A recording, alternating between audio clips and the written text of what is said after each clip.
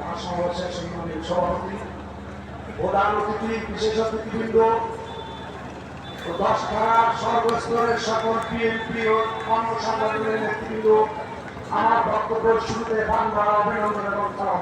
আসসালামু আলাইকুম। আমি দুইটা কথা দিয়ে এই শেষ করবো। আগের মুরব্বীর একটা প্রভাব বলতো, বাবা ঢাকা কত দূর, ওইটা ঢাকায় সদর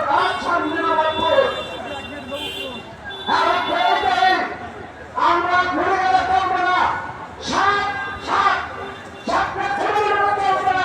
আমরা যদি মনে করি বিএনপি নেতৃবৃন্দকে আমরা ক্ষমতা আসতে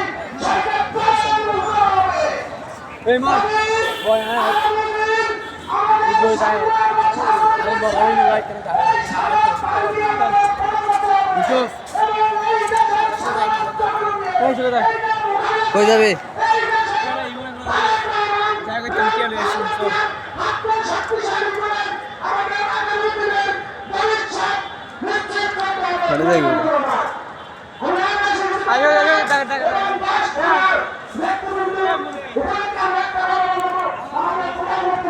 নির্দলীয় সরকার গঠন করার পর সাধারণ মানুষ ভেবেছিল আমরা বোধহয় এখন ফ্যাসিবাদ থেকে মুক্ত হয়েছি।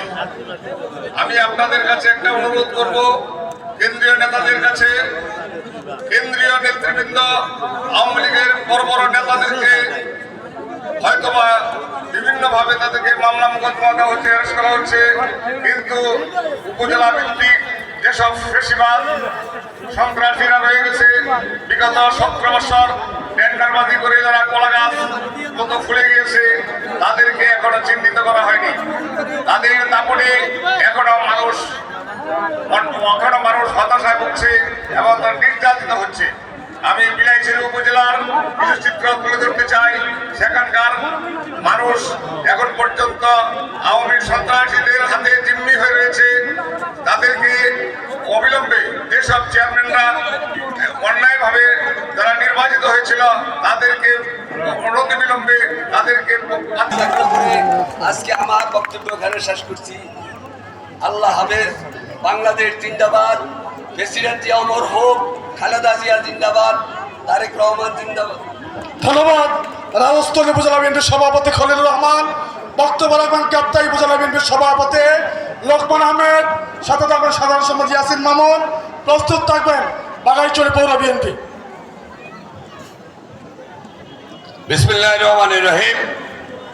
আজকের এই মহাসমাবেশের সম্মানিত সভাপতি, আজকের এই মহাসমাবেশের সম্মানিত প্রধান অতিথি, বিশেষ অতিথিবৃন্দ, সবাইকে কাপ্তাই উপজেলা বিএনপির পক্ষ থেকে সংগ্রামী শুভেচ্ছা ও অভিনন্দন জানাচ্ছি এবং সেই সাথে সবাইকে সালাম জানাচ্ছি।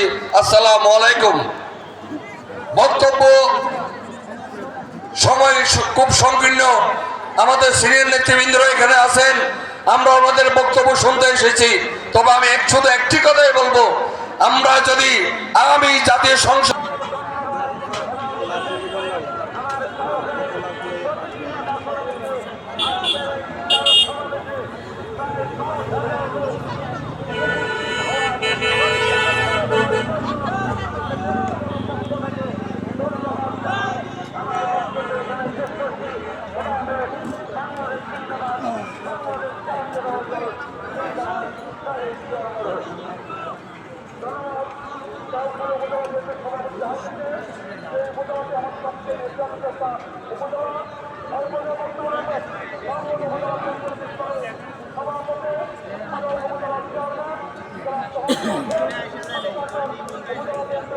সভাপতি